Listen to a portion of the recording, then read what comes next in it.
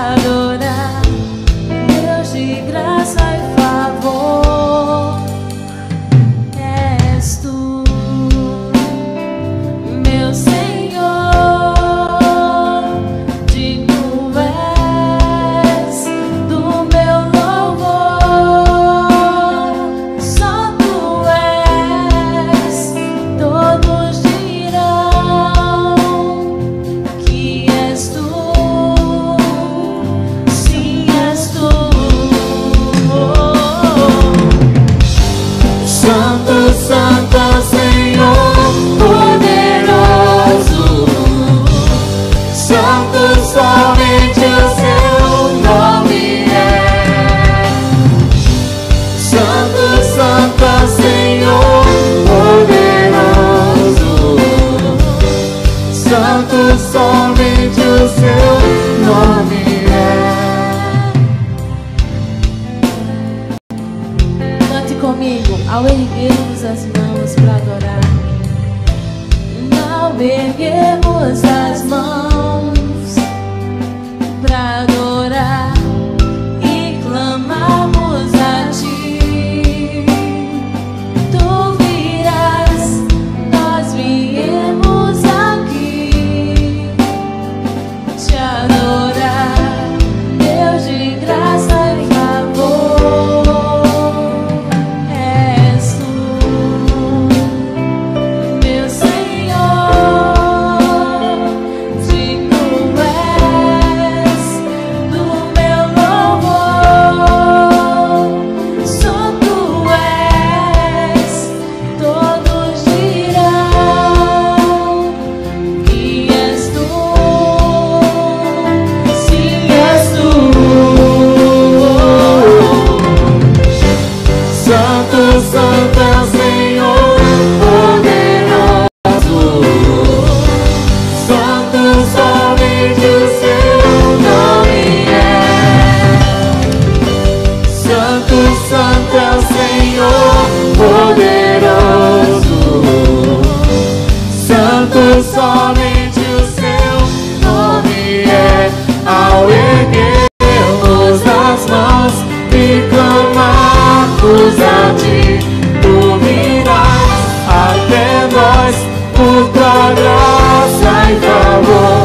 Ao erguermos as mãos e clamarmos a ti, tu virás até nós por tua graça e favor. Só o Senhor, cante assim, diga, és tu, Senhor, és tu, meu Senhor, digno és do meu louvor, só tu és, todos dirão que és tu, sim és tu. Santo, Santo é o Senhor, poderoso, Santo, somente o seu nome é. Santo, Santo é o Senhor, poderoso, Santo, somente o seu nome é. Ao erguermos as mãos e clamarmos a ti, tu virás até nós por tua graça e favor.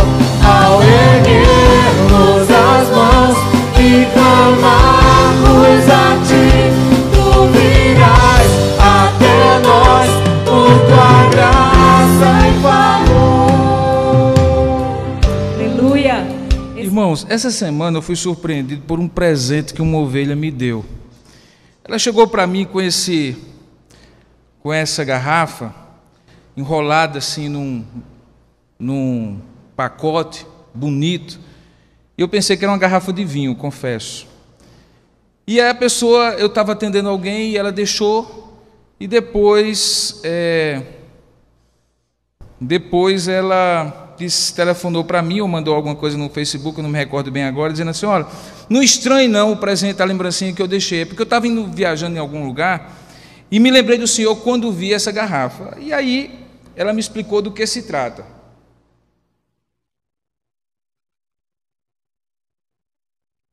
Não tem cheiro, não tem gosto,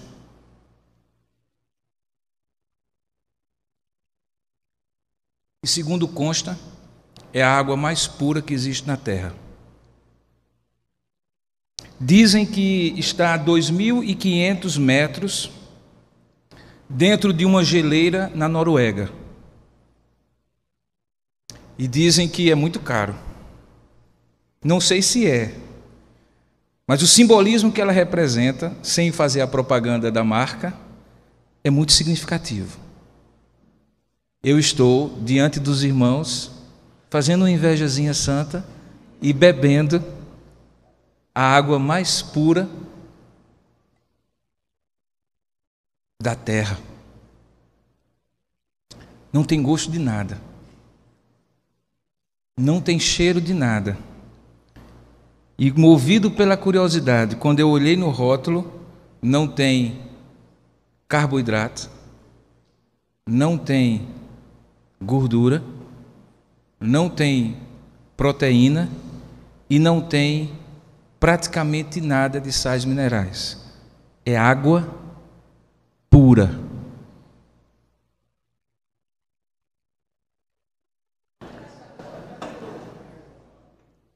E eu vou bebê-la durante o sermão. É chique, né? Agora, está acabando. Não estou sugerindo que a irmã me dê outra garrafa, mas vai acabar. Daqui para o final do sermão, vai acabar. Porque eu bebo muito água, pelo menos as fonoaudiólogas aí de plantão da minha igreja vivem dizendo: beba mais quando estiver pregando. E essa água tão pura, que representa praticamente em estado natural o elemento mais precioso do universo, a ponto de quando os cientistas querem saber se há vida, eles procuram primeiro se há água, representa para nós talvez a única coisa, o único elemento que nós não podemos viver sem ele. E ao mesmo tempo, o único elemento que de fato tira a nossa sede.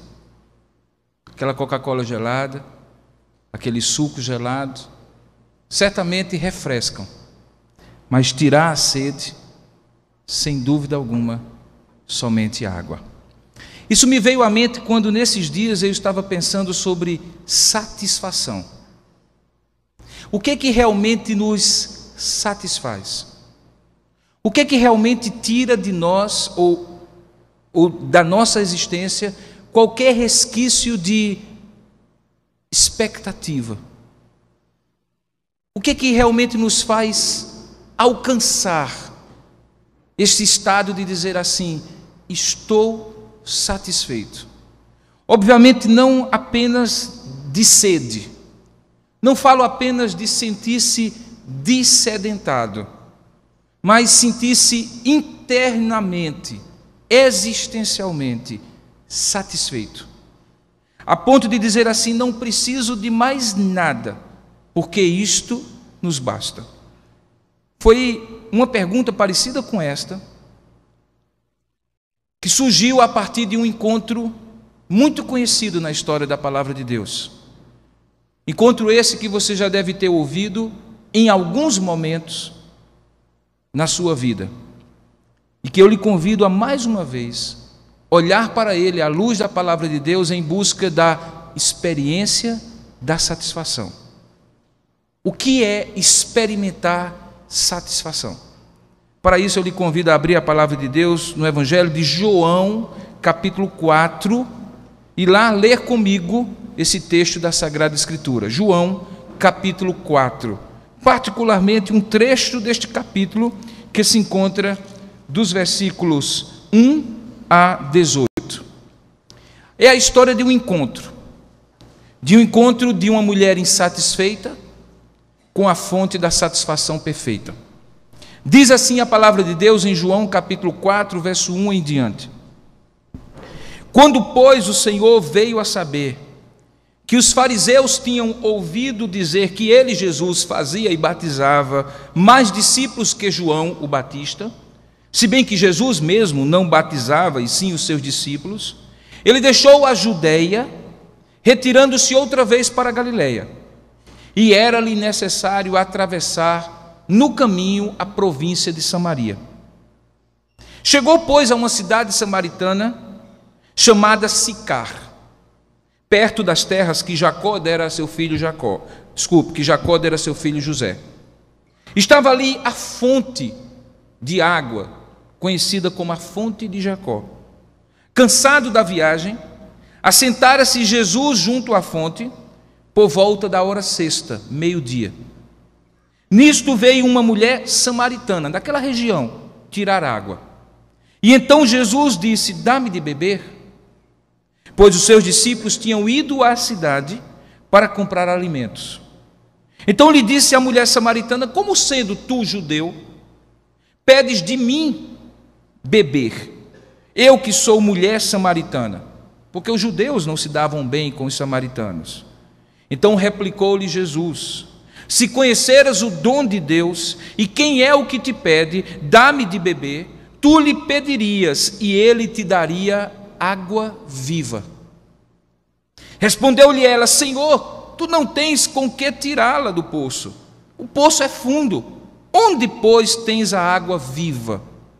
És tu, porventura, maior do que Jacó, o nosso pai, que nos deu o poço do qual ele mesmo bebeu, e bem assim seus filhos e o gado?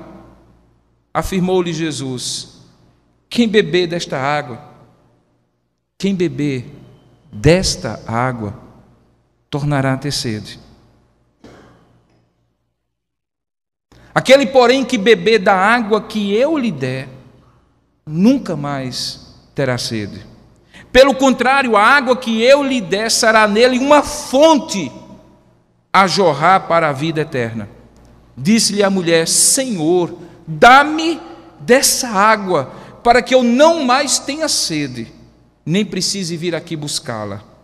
Disse-lhe Jesus: vai, chama o teu marido e vem cá. Ao que lhe respondeu a mulher: eu não tenho marido. Replicou-lhe Jesus: bem disseste, não tenho marido, porque 5 maridos tu já tiveste, e esse que agora tens não é teu marido. Isso disseste com verdade. Quem beber desta água tornará a ter sede. Aquele, porém, que beber da água que eu lhe der, nunca mais terá sede. Pelo contrário, a água que eu lhe der jorrará dele mesmo como uma fonte para a vida eterna. Que Deus abençoe sua palavra lida. Amém.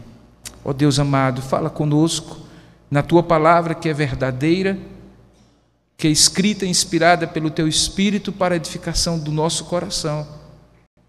Mas não fala apenas aquilo que a nossa mente possa alcançar, que a nossa capacidade de compreender possa perceber. Fala de maneira sobrenatural, Pai.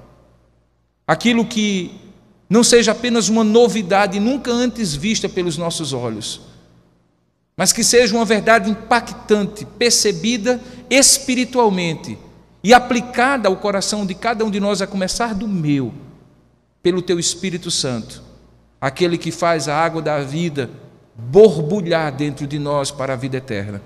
Senhor, fala, portanto, a cada pessoa que Tu mesmo trouxeste nesta noite a este lugar. Fala a cada pessoa que está assistindo este culto pela internet, onde quer que ela esteja.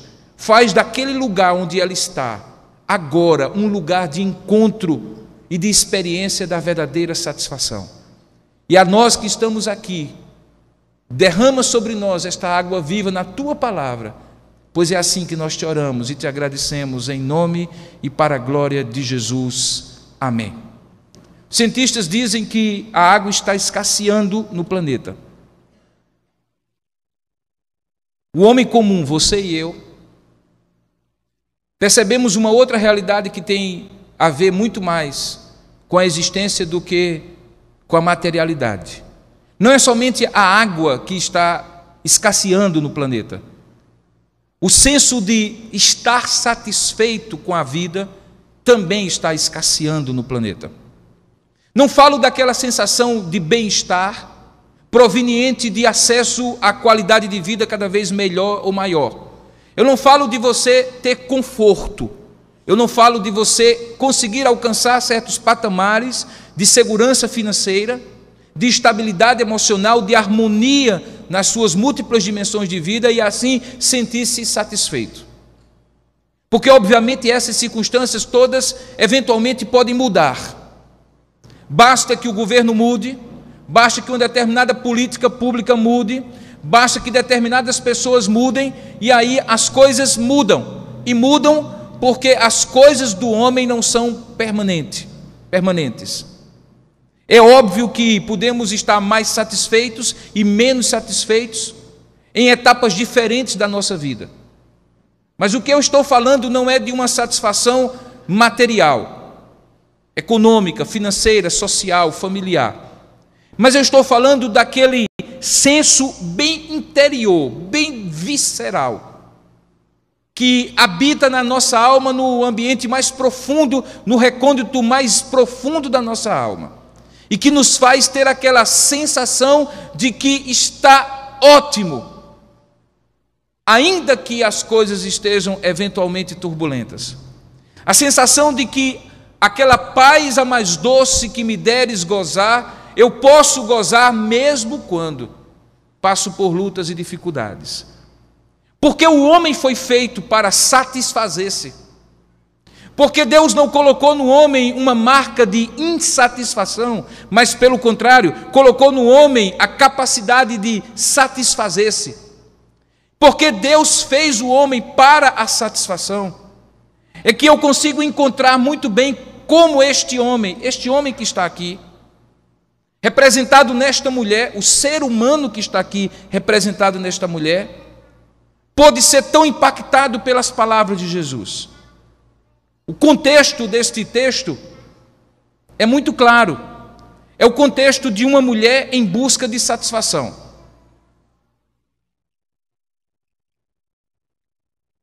Ela não estava apenas em busca de água daquele poço. Aquele caminho era conhecido. Ela já tinha ido várias vezes nas cercanias de Sicar para buscar a água. Certamente aquela mulher conhecia aquele caminho, tanto é que quando Jesus propõe para ela uma outra água, ela diz: Senhor, eu quero esta água, não apenas para que eu não tenha mais sede, mas para que eu não tenha mais que vir aqui buscar. Porque no dia a dia daquela mulher, a caminhada ao meio-dia, para aquele poço que era o antigo poço de Jacó, fazia parte da rotina. Como é rotineira todas as buscas que nós, de uma forma ou de outra, mantemos na nossa agenda diária em busca daquilo que nós dizemos ser satisfação. Nós temos rotinas muito bem marcadas, caminhos muito bem traçados, alvos muito bem visualizados, para os quais nós caminhamos no nosso dia a dia e que nos dão a impressão de que se os alcançarmos, se formos por este caminho, se chegarmos a este lugar, teremos satisfação. Muitos buscam satisfação nessa sensação subjetiva de bem-estar. Essa sensação que nos faz parecer que temos tudo e, portanto, não precisamos de nada. E então muitos confundem satisfação com não precisar de nada. Mas não precisar de nada não é a mesma coisa de não estar ou de estar satisfeito. É possível que alguém chegue a um estado tal de comodismo, de acomodação, que basta para ele ter o que comer, ter o que beber, ter o que vestir, basicamente, e ele está satisfeito, ou melhor, acomodado. Não precisar de muito, não precisar de nada, não significa o mesmo de estar satisfeito. Às vezes nós reduzimos, abaixamos o nível da nossa expectativa. simplesmente pelo desejo íntimo de não sermos frustrados por não alcançarmos aquilo que nós almejamos.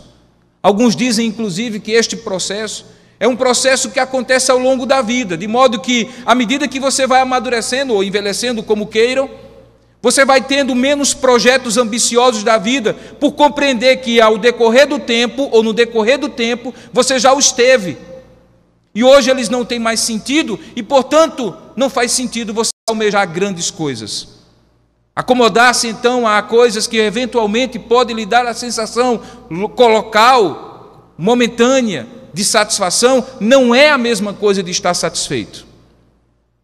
Eu sei que é muito comum, no mundo cada vez mais pautado pela ambição, imaginarmos que desejar pouco ou desejar quase nada é sinônimo de estar satisfeito.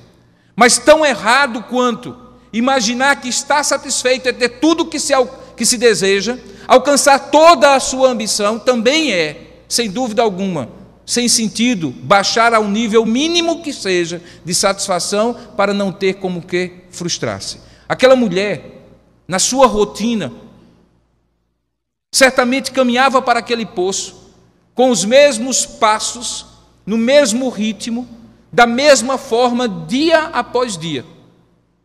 Talvez ela tivesse já uma rotina estabelecida para alcançar a água daquele poço profundo.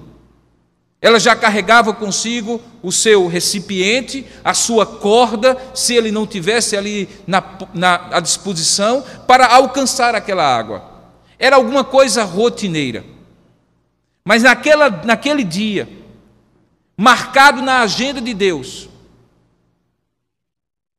um princípio mais profundo, uma experiência mais profunda, algo que iria além de qualquer expectativa que ela um dia teve, aconteceu. E não aconteceu porque ela buscava satisfação. Aconteceu porque o Deus que a amava marcou um encontro com ela, um encontro fortuito para ela, casual para ela, mas profundamente determinado para este Deus desde a fundação do mundo. Diz o texto que Jesus saiu da região sul da terra prometida, conhecida como Judeia, onde ficava Jerusalém, para a região norte, chamada Galileia, onde ficava Cafarnaum, que era uma espécie de centro do seu ministério àquela época. Entre uma região e outra havia uma província separada, com a qual os judeus não tinham um bom relacionamento, que era a província de Samaria. O relacionamento quebrado dos judeus e dos samaritanos remetia a muitos anos antes de Jesus, quando os samaritanos, que eram originalmente judeus, tinham se misturados com outros povos na época do cativeiro na Babilônia e tinham formado uma espécie de culto rival para o qual eles todos iam e não a Jerusalém. Os judeus, obviamente, não aceitavam essa ideia, e entre judeus e samaritanos havia uma rivalidade religiosa, étnica, cultural, e que fazia com que os judeus evitassem a todo custo sequer atravessar a região da Samaria quando precisavam passar de um lado para o outro. Como eu costumo ilustrar, é como se a Judeia fosse o Rio Grande do Norte, a Galileia, Pernambuco, e no meio houvesse uma Samaria chamada Paraíba. E ao invés de pegar essa BR-101, que é o caminho mais reto, mais simples, mais direto, entre Natal e Recife, por exemplo, judeus preferiam ir até o oeste do estado do Rio Grande do Norte, entrar pelo Ceará, fazer o rodeio da Paraíba e entrar para o Pernambuco lá por dentro. Eles faziam isso.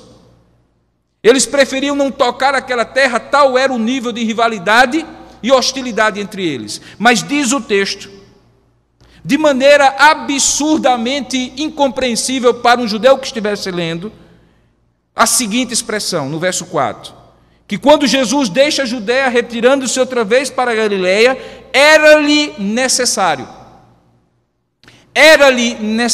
uma imposição, sabe-se lá de onde, era-lhe necessário atravessar a província de Samaria. Não era necessário realmente do ponto de vista do costume dos judeus. Jesus, como judeu, sabia que poderia fazer o rodeio, o caminho seria mais longo, mas do ponto de vista da rivalidade entre eles seria o mais natural.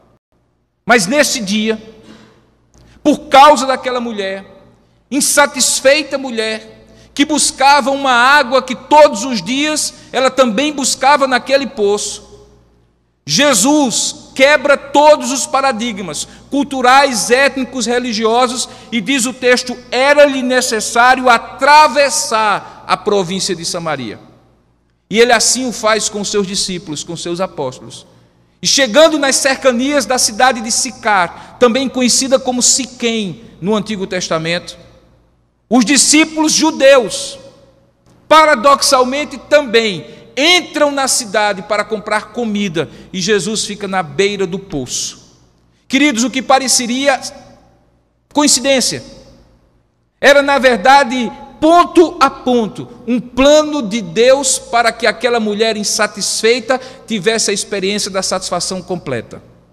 Porque diz o texto que no dia certo, na hora certa, no momento em que todos os dias aquela mulher, por volta de meio-dia, chegava àquele poço para tirar a água, quem estava ali, desta vez, como nunca antes estivera, era Jesus.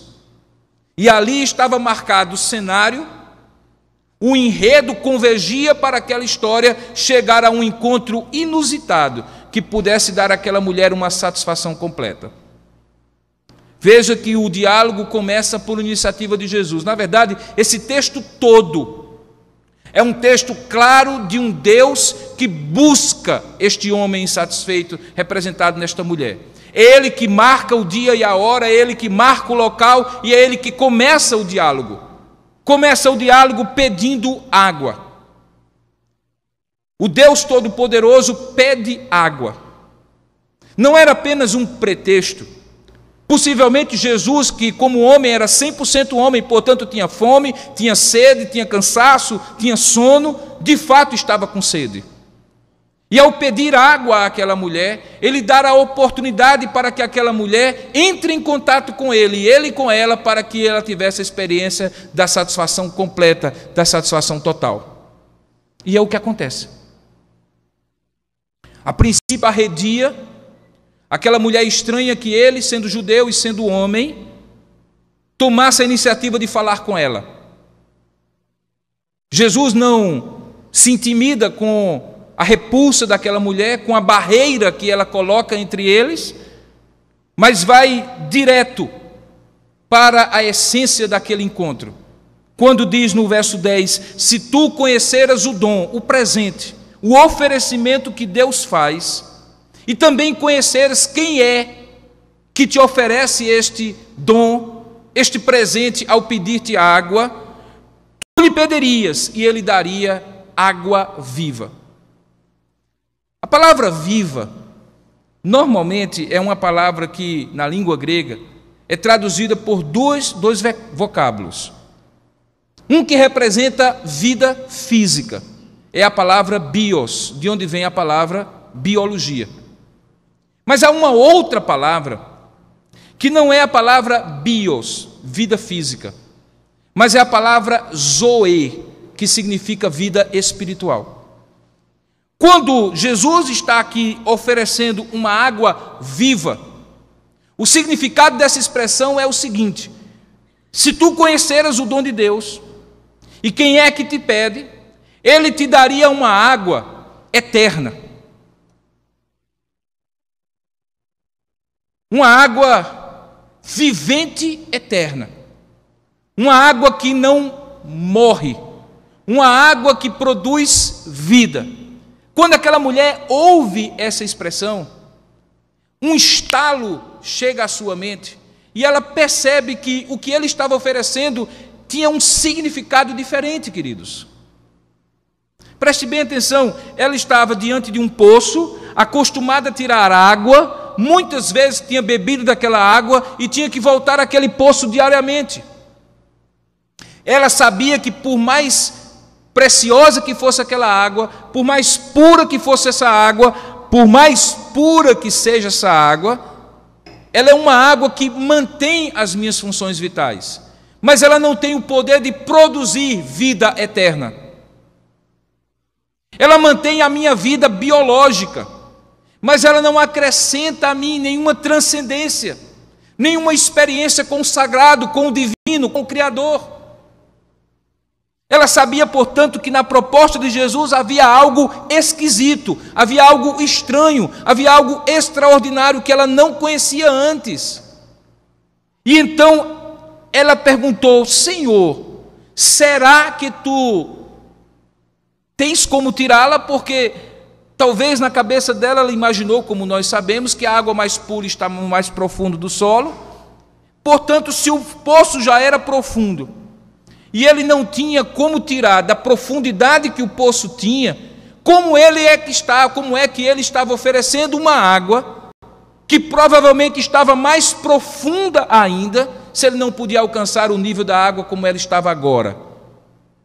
Talvez foi esse raciocínio que passou pela cabeça daquela mulher, e por isso ela disse: Senhor, tu não tens com que atirar e o poço é profundo. Onde, pois, tens a água viva? E é nesta hora que Jesus aproveita a indagação da mulher. Onde está a água viva? Que ele apresenta a água viva. É hoje, nesse exato momento, que uma humanidade cada vez de modo mais avassalador se sente perguntando: onde está a água viva? Onde está a satisfação de viver? Onde está a experiência última de viver satisfeito? Que Jesus apresenta para esta humanidade representada por nós que estamos aqui. Como apresentou para esta mulher a água viva que traz uma satisfação completa. Jesus diz: olha, quem beber desta água tornará a ter sede. Aquele, porém, que beber da água que eu lhe der, nunca mais terá sede. Pelo contrário, a água que eu lhe der será nele uma fonte a jorrar para a vida eterna. 3 aspectos desta satisfação completa. A primeira delas, satisfação completa não é algo que eu conquisto, não é algo que eu busco, é algo que Deus me concede.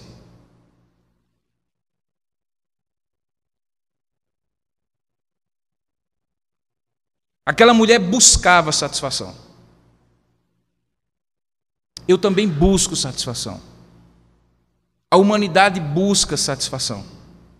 Busca estar satisfeito. E nós temos inúmeros caminhos nesta busca. Como eu citei na introdução desse sermão, muitas vezes parece ser o caminho de ter mais ou de desejar nada. Às vezes é o caminho de ter poder, autoridade em determinadas circunstâncias. Às vezes a capacidade de fazer mais e marcar a história deixando um legado. Às vezes são sensações puramente carnais, do comer, do beber, do ter sensações que nos façam aparentemente naquele momento ter uma plenitude de satisfação. O homem busca satisfação, mas a satisfação que o homem busca, ela é encontrada pelo caminho na direção inversa. Não é ele que acha, é Deus que o dá. Veja, Jesus deixa isso muito claro. Diz assim: aquele, porém, que beber da água que eu lhe der. Há uma água que Jesus quer lhe dar. Há uma água que Jesus deu àquela mulher. Há uma água que Ele tem para oferecer para você. Não é uma água de existência humana, é uma água de existência eterna. Tem a ver com a própria experiência de reconectar-se com Deus. É uma seiva de vida que me faz de volta, no caminho de volta para a conexão com o meu Criador. Essa proposta de satisfação tem nome, tem história, tem feição, tem fatos que envolvem. O nome é Jesus Cristo. O histórico dele é aquilo que ele fez e que está registrado na sua palavra.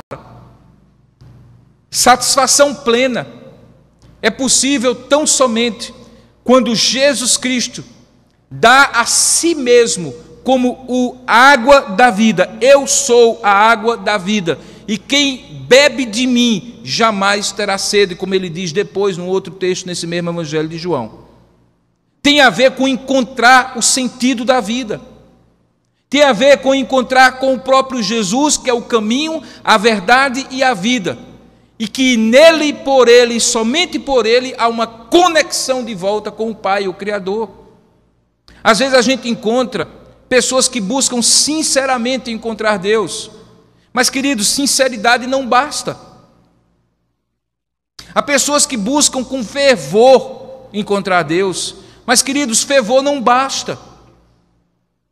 É preciso que, junto com a sinceridade e o fervor, haja de fato uma proposta que não é do homem para Deus, mas é de Deus para o homem.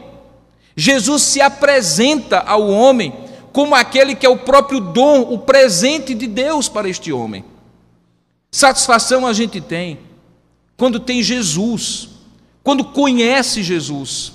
E essa satisfação não implica necessariamente em desejar menos ou desejar mais, ter menos ou ter mais nesta vida, porque não está presa às categorias desta vida, não é circunstancial, não é momentâneo, não é visível, não depende das coisas que estão ao nosso redor.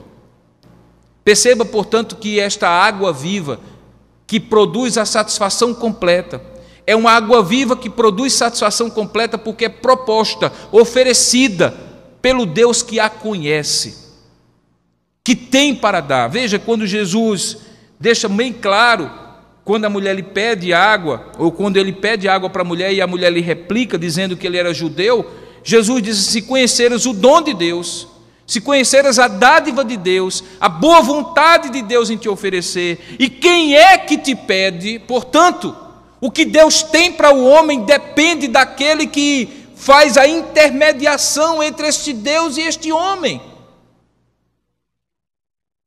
Jesus é o portador e, ao mesmo tempo, a água viva que dá satisfação completa.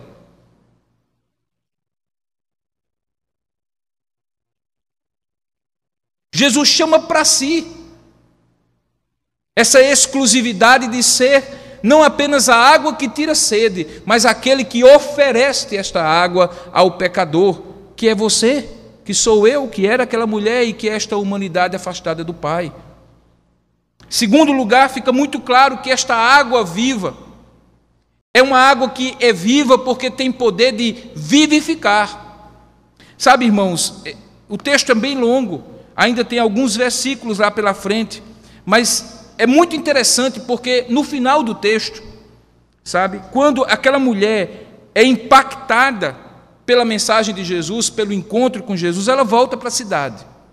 E quando ela volta para a cidade, aí acontece uma coisa interessante. No verso 28 deste mesmo capítulo diz assim: quanto à mulher, deixou o seu cântaro, foi à cidade e disse àqueles homens samaritanos na cidade de Sicar: vinde comigo e vede um homem que me disse tudo quanto tenho feito. Será este, porventura, o Cristo? Aquela mulher não teve uma experiência simples, ela teve uma experiência de perceber que em Jesus, nas palavras de Jesus, na proposta de Jesus, havia poder de vida. Sabe, irmãos, a religião mata. Com todos os seus dogmas, princípios, exigências, rituais, a religião mata. Como eu costumo dizer, a religião só tem sentido se ela estiver revestida de uma vida espiritual que eu e você temos com o Pai. A religião que embala, encapsula a fé e a sufoca tem o poder de tornar ilusória a experiência com Deus, por acharmos que se fizermos tudo direitinho, então poderemos, quem sabe, experimentar a vida e vida eterna. E a proposta de Jesus é outra. Você experimenta a vida eterna quando me conhece. E porque me conhece, você precisa de um grupo de pessoas que, como você, também me conhecem, para que juntos como um corpo tenham uma experiência de viver um comunitário. Se chama isso igreja. Toda tentativa daquela mulher de encontrar a sua religião, porque a discussão depois nesse texto vai ser uma discussão religiosa, de tentar dizer, olha, mas eu tenho uma vida meio esquisita, do ponto de vista moral e ético, porém eu sou muito religiosa, é destruída pela certeza que aquela mulher adquire no encontro com Jesus, de que Jesus a conhecia por dentro. Vede, este homem me disse tudo quanto tenho feito. É algo diferente. Não tem a ver apenas com a religião da prática do ritual, da obrigação dos deveres religiosos. Tem a ver com a experiência de alguém que me conhece por inteiro.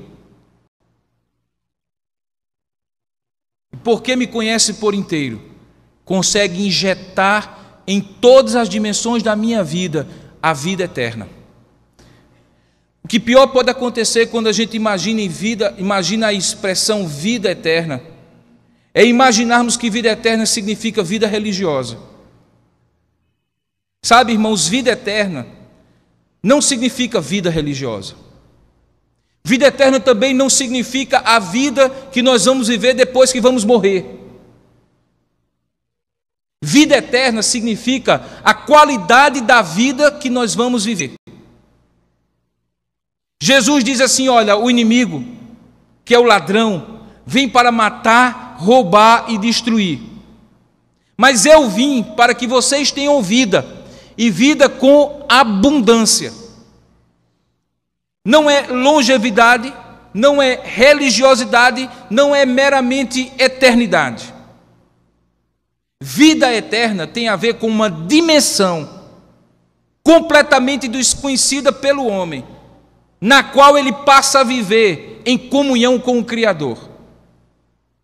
Vida eterna, portanto, significa vida verdadeira, vida viva. E não apenas vida que a gente passa de um dia para o outro, deixando o tempo passar e esperando a morte chegar.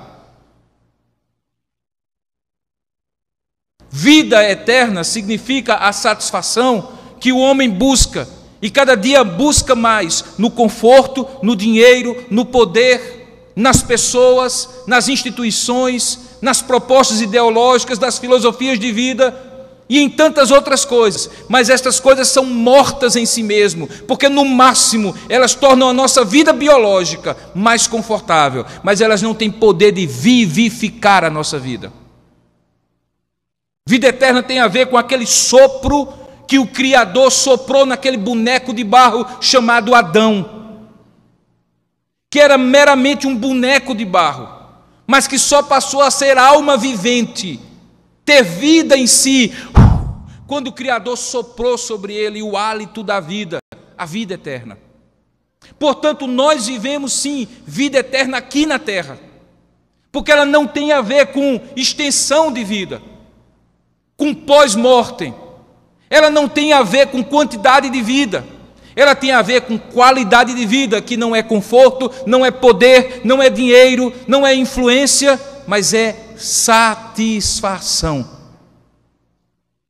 Aquela mulher não tinha, irmãos, mas ela buscava. Ela recebeu de Jesus, mas não encontrou na sua busca. Sabe, há muitas leituras possíveis do final desse texto, dessa parte que nós lemos.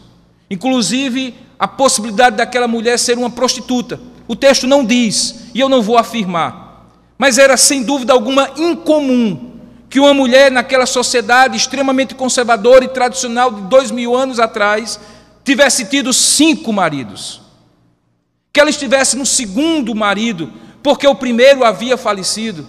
Não era uma situação incomum, mas ela ter 5 maridos, ela estar naquele poço ao meio-dia, o lugar e o momento do sol a pino, onde as mulheres de família ali daquela cidade de Sicar já estavam recolhidas preparando a refeição.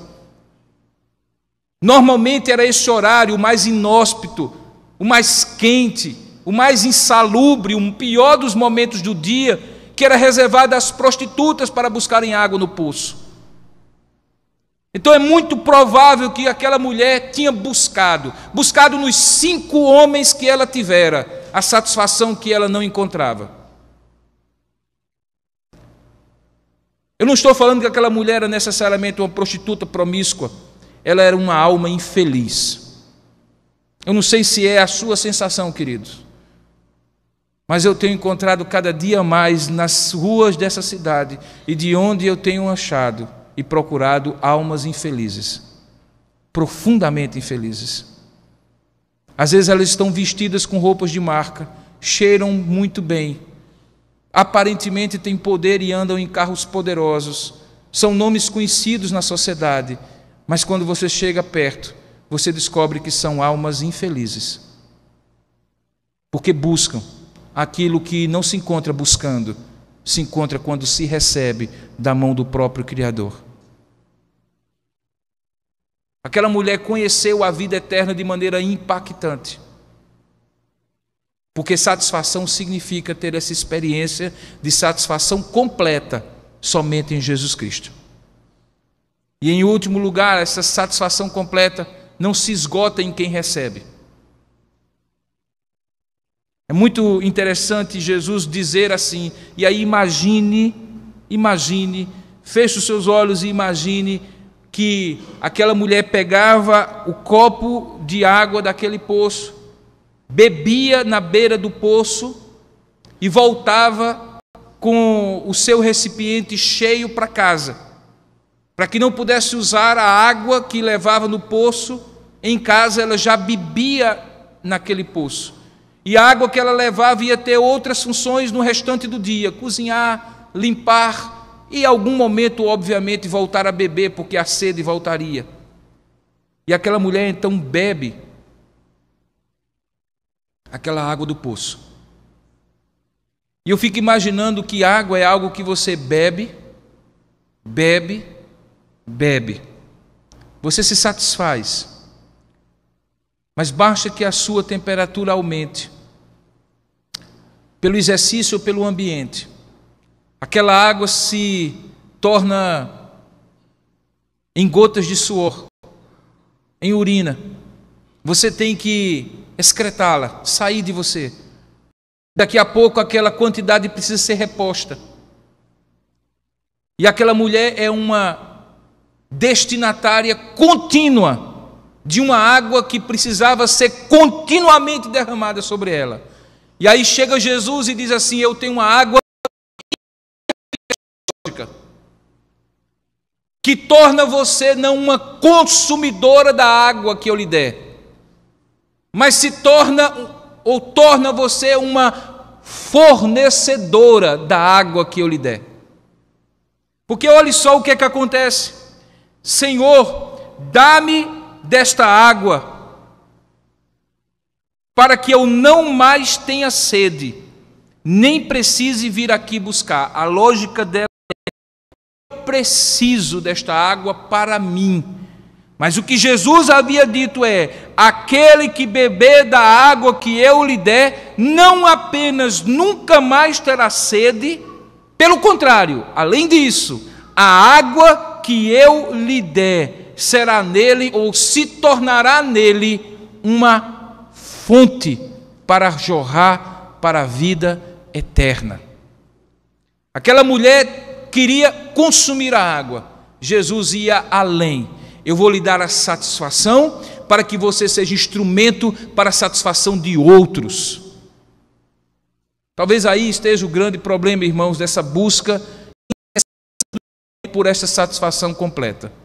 É que nós sempre achamos que a satisfação é algo que nós precisamos consumir para nós. E Deus está dizendo para nós: não. O que é bom para você tem que jorrar de você para outros. Você é fonte na medida em que você também é consumidora da vida eterna.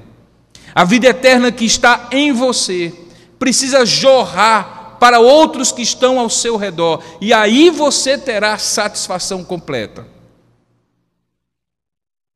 Essa dimensão, irmãos, do que sai de mim para os outros, ela é tão importante quanto a dimensão do que vem de Deus para mim. Sabe por quê? Porque ela aleija, ela exclui, ela mata completamente o egoísmo.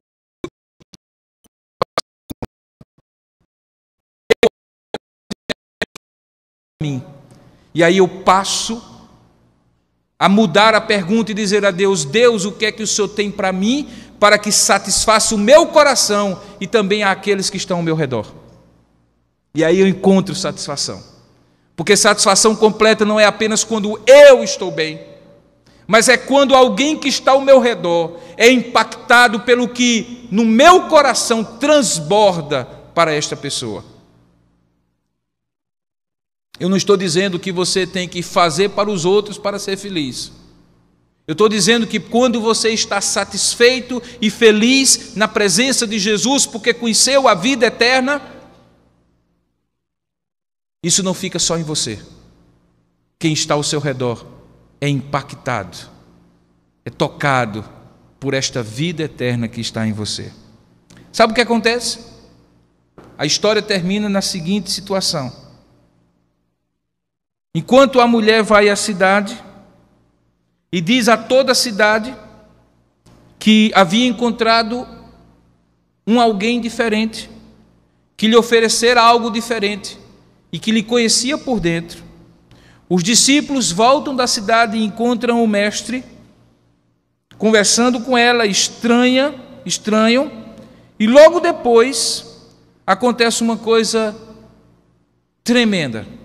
Verso 39 do mesmo texto de capítulo 4 de João diz assim: muitos samaritanos daquela cidade, que eram inimigos dos judeus, que eram inimigos de Jesus, que era judeu, que eram inimigos dos discípulos de Jesus, que eram judeus, muitos samaritanos daquela cidade creram nele, em Jesus, em virtude de quê?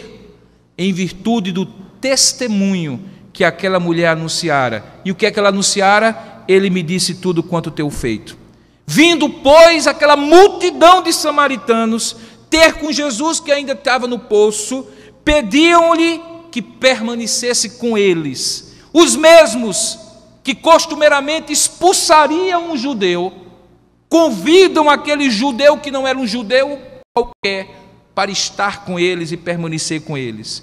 E aí acontece um milagre ainda maior, diz o verso 41, muitos